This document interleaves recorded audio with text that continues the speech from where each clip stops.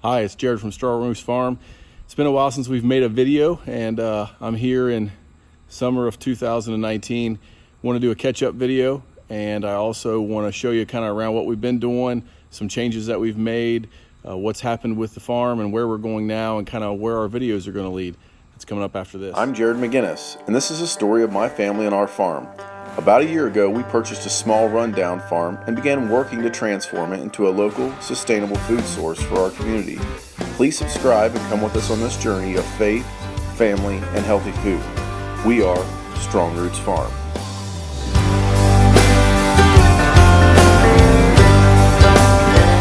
So here we are. Those of you that have been watching over the past couple years, you've noticed a little bit about our story, but if you're new, what we did was we had a small subdivision home. I was working a job. We bought a small farm, looked to turn it into a local sustainable food source for our community.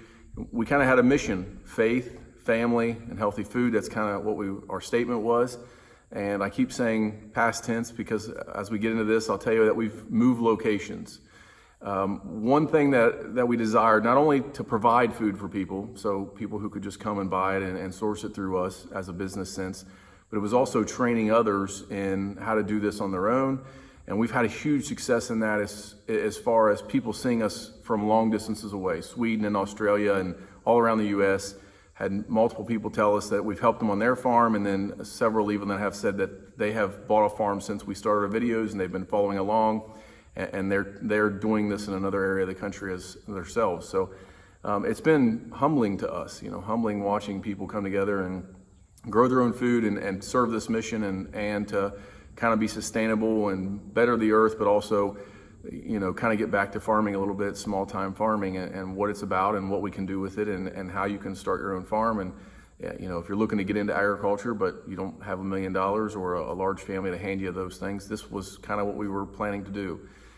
The part that we were failing was we wanted people to grow their own food, and we were only really reaching about 0.1% of people, because the average American, or anywhere really in the world, is not going to have the ability to sell their home, buy a large piece of land, whether it be 20 to 100 acres, and start a farm. Most people live on a plot, a quarter acre, half acre, 1 acre. People can afford to go buy 4 or 5 acres here in America if you're out in the country, and that's kind of your average American as far as land base. Not everybody's motivated to have a farm and have cows and have everything, but I think everybody wants to be in touch with their food a little bit, and it's nice to have a small garden, or whether it's flower park garden or all the way up to a market garden. And I think that we weren't reaching those people. We're also not reaching the kid or young man who wants to start a farm, but he lives in that situation. So he's got a quarter acre at mom's in a subdivision, but he wants to be into farming, but he's not going to leave that and go buy 20 acres and start from nothing and not know anything and only learn from videos on YouTube and be able to be successful. Most likely he's going to have to do a lot of research and a lot of work. And we found this out, and we've seen this, and so we had this opportunity, and so we wanted to reach those people. I'm going to continue to keep our other videos up about what we did with the farm and the cattle, but there's some things that's changed with our family, and I'm going to show you through those and talk to you about those here now. Let's look at some of that stuff. So first off, we've got a brand new home. It's right here behind me. I built it myself. I did some subcontracting out, had some help from other people, but for the most part, I did a lot of the work on this home. It took me about 14 months to do myself. 4-bedroom, 3.5 bath, 2,600 square feet. Really large kitchen, but the rest of the house is pretty modest. We wanted to have a place where we could serve people and serve food, have a place for our church group to come over, and so we have that. I've also built over here my new shop. So in the shop, I'm going to have a place to work on equipment, work on have all our tools, have all that stuff, as well as washing stations and all that for our vegetables. Why do you have a new house? And that's what people have been asking us. So what happened to the farm? We had an opportunity. Somebody approached us about purchasing the farm. We prayed about it. We meddled it through what we were going to do. It was a good profit for our family, and it allowed us to go into something new, a new adventure per se, as well as hit this mission that we thought we were missing. And so that's kind of where we're going with that. The new piece of land here, we have 2 acres. I still have some more land at another place that eventually one day will grow on. I only did this because the cattle and things that we had, I was able to move to another friend's farm that I work with a little bit, and I'm still working with him to provide healthy beef for other people. So we've met that need in our community still, people that still come to me, still buy beef. It's just being sourced from another farm where I trust Danny very much, and he's working that stuff for us, as well as pork and other things. But we're gonna centralize the vegetables here, get all that back up and running. And through this process, we're gonna show you, if you have a community home, less than a half acre, in a subdivision, things that you should do and things that you can do. I'm gonna take you all the way through the process from beginning to end, and that's what's coming up now. And we'll go all the way through all that. I'll show you from start to finish. I don't have anything. We've just now started. I just got grass growing as we backfilled the house. So it's a brand new empty plot of land. And so let's get started. If you want to start this, if you want to start growing some vegetables, large scale, small scale, where would you start? What should I do? What do I recommend? What am I going to do here? We're going to go through all that kind of stuff over the next year, 2 years, show you where we end up, show you what our plans are, and we'll go through that. So the first thing that I learned, and then I'm starting right away here at this new plot, is the orchard. And so I've already started some apple trees. It is summer. I picked them up right at the end of spring, kind of a hard time to plant trees, but I found some for discounted price. I went ahead and threw them in the ground. This is north this way. So here we've got a north facing hill. It'll be cooler. It's got more shade on it. This is where all the apples and pears are going to go, all on the north side. And that's the first product of here of what you need to do is kind of look at your land, where it lays, what's going to go well, do your research, that kind of stuff. So north side, I've chosen to put the apple orchard. I've got 2 trees here and some more down there. Got some other varieties coming.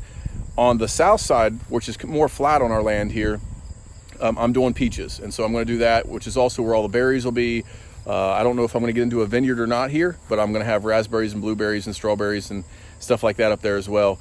And so the first thing I did, because it takes 3 years, I can do it before grass is even in, start some orchard, plant a few trees, just make sure that they're not going to shade where you're going to put your vegetables at, and kind of think about that placement. But I started with the orchard. Behind me here, you can see we've went ahead and started our placement for our garden, and I'm stale seed bedding. Just put this down today. It's midsummer. We're in August now. So I'm going to get the beds ready, get everything ready here in the fall. Plant some cover crops, perhaps do some fall crops, do some winter crops. But I'm going to go ahead and section this off. I got to build fence around it. You don't have to have that. I'm going to do it here though. But that's what we're going to do. I went ahead and picked the section. So we've got south directly that way. So all of my south facing sun will be on this garden all the time. I'm building the greenhouse back at the end of this, but I went ahead today and stale seed bedded where I'm going to build my rows. So I'm going to stale seed bed. I'll bring in my manure and my compost and other things, till it all in, build my rows, but this is where my garden's gonna be. So out here's the back of my building. You can see I have an entrance door here. Up above, I put this 2x12 in, and I'm waiting to build the lean-to back here. But basically, my garden is right out here, south side. This is the back of my building. I will be able to walk right out of my garden, right under my lean-to here, right into this door to the washing station. So in here in the barn, this is the door that will come in for the washing station. All along this wall will be the washing station. So it's not particularly imperative that you have this on a small scale. If you're just doing it for yourself, you can use your home kitchen, it's fine. But if you're gonna go into market gardening, a washing station. So I'll have, right here, I'm gonna have washers. I've got drains for my sinks. Up above, I'll have the drying station. I'll have a seating station, and then all my refrigerators, all in one wall, all lined up, come right in one door.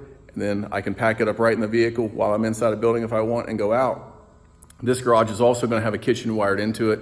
So I'm going to have a stove. I can do all my canning out here, all my pickling out here. All that kind of stuff can be done out here, as well as we can cover all this stuff up when we're not using it, and I can work on equipment in here. The building's 34 by 44. It's just the max size that the community I'm living in allows at 1,500 square feet. So that's why I did it that way. But it doesn't matter what you have. You can build this stuff anywhere. But we've kind of planned ahead. I had this drawn out before ground was ever broke for the house about how I wanted to go, where I wanted to go, where I wanted stuff to come in. Obviously, if you have your own community home now, you don't have to think about any of this. It's already there. Whatever you have, you just kind of figure out how to make it work. And you're going to watch where the sun is, watch where the shades are, know what rows. By the time we're done here, we'll have 3 rows in a greenhouse or hoop house like we've seen before. And then I'm going to have 40, 25-foot beds of 30 inches each. So that'll be our growing space to start, as well as the orchard. We'll do berry boxes. I'm gonna do mushrooms. I've got a wooded area that I'm gonna put some mushroom logs in as well. All that to come. If you got a small home, what are the 3 major things I think you should do to start? One is evaluate your land. You've gotta do that. You've gotta evaluate where the shade hits, where the water runoff is, where you have water access to, all those things. That's imperative for your garden. Also think about how far you have to walk to do things. Maybe you've got a little yard shed, maybe you can move that. Maybe you could build a little yard shed, but make sure it doesn't create shade on your garden itself. How far are you gonna have to run water lines?